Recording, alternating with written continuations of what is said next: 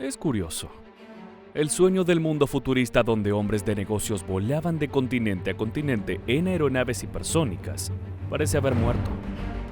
El 31 de diciembre de 1968, en los albores del año fundacional de los viajes espaciales, despegaba el Tupolev Tu-144, el primer avión de pasajeros supersónico del mundo.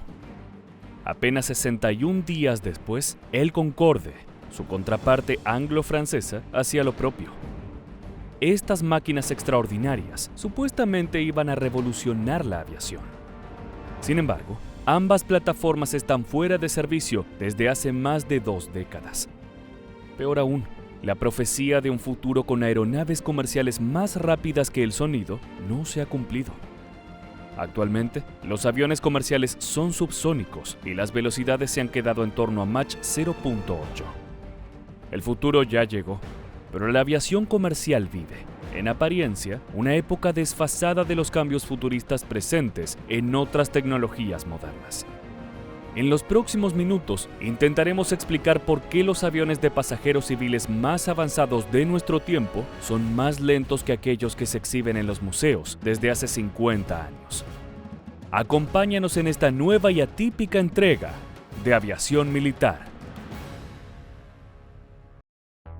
Se supone que somos una sociedad cada vez más avanzada tecnológicamente, pero eso no se traduce, como se especulaba, en los tiempos de los vuelos comerciales. ¿Por qué no llegamos antes a los destinos? Para entenderlo mejor, tenemos que retroceder varias décadas. Las aeronaves como el de Havilland Comet y el Tupolev Tu-104, que fueron creadas en los años 40 y principios de los años 50, en los albores de la era de los reactores, volaban a velocidades de unos 800 kilómetros por hora. En comparación con los aviones de pistón, sus capacidades eran increíbles y la velocidad de vuelo se convirtió en el principal objetivo de los diseñadores. En plena década de los 50, las publicidades del Boeing 707 alardeaban de que podían cruzar el Atlántico más rápido que cualquier aeronave. Y era cierto. Este modelo podía llegar a los 972 kilómetros por hora. La carrera continuó. A principios de los años 60, el Convair 990 ya podía volar a velocidades superiores a los 1000 kilómetros por hora, una cifra que 10 años antes parecía algo de ciencia ficción. No obstante, los desarrolladores aeronáuticos no se detuvieron allí. Alcanzar el Mach 1 solo significaba que había que acelerar aún más. La respuesta vino con un ícono de la aviación, el Concorde y sus vuelos supersónicos. El Concorde fue desarrollado y construido por completo por el Reino Unido con financiación del gobierno francés, pero solo entraron en servicio 14 modelos.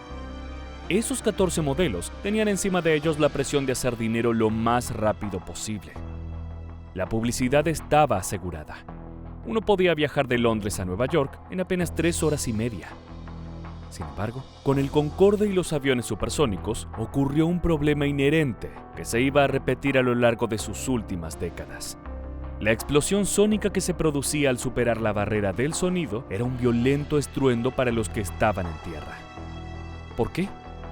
Al atravesar el aire con velocidades que llegaban hasta los 2400 kilómetros por hora, las ondas sonoras se solapan disipando una gran cantidad de energía. En aeropuertos como los de Ámsterdam y Barcelona, con un crecimiento limitado por motivos medioambientales, las velocidades alcanzadas por las naves supersónicas provocaban un nivel de ruido inasumible para las localidades cercanas a los aeropuertos. A pesar de la importancia de este aspecto, el principal problema con los vuelos supersónicos tiene poco que ver con el ruido. La cuestión clave siempre fue y será un tema económico. ¿Significa esto que los ingenieros comenzaron a reducir la velocidad de vuelo a propósito? La respuesta tajante es sí. Hubo un enorme cambio de paradigma, donde la velocidad dejó de ser el aspecto central en la construcción de las aeronaves, tanto comerciales como militares. La evolución de los motores a reacción ha convertido a las naves de hoy en día un 70% más eficientes y sostenibles para el medio ambiente que sus homólogas de hace medio siglo. Modelos como el Airbus A320neo o el Boeing 737 MAX son ahora la revolución del mercado. El ahorro de combustible prevalece claramente frente a la velocidad de los aparatos. Para atender esta necesidad de eficiencia, hay que explicar brevemente cómo funcionan las distintas tecnologías de propulsión. Hay tres tipos principales de motores de avión: turbohélice, turboventilador y turborreactor. Cada uno de ellos tiene un rango de velocidades en las que son más eficientes. El turbohélice es el tipo de motor que se ve en la mayoría de los aviones de hélice. Casi todo el empuje de los motores turbohélice procede de las aspas.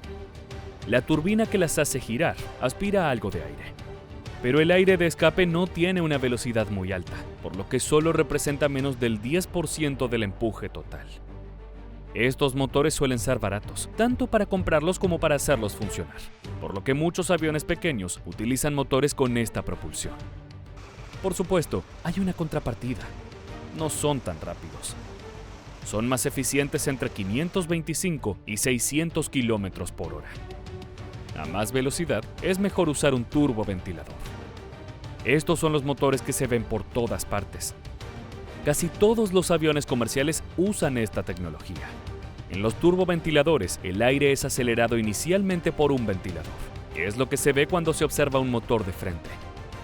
A continuación, parte del aire pasa a la cámara de combustión interior, y la mayor parte del empuje procede del aire que pasa por la turbina.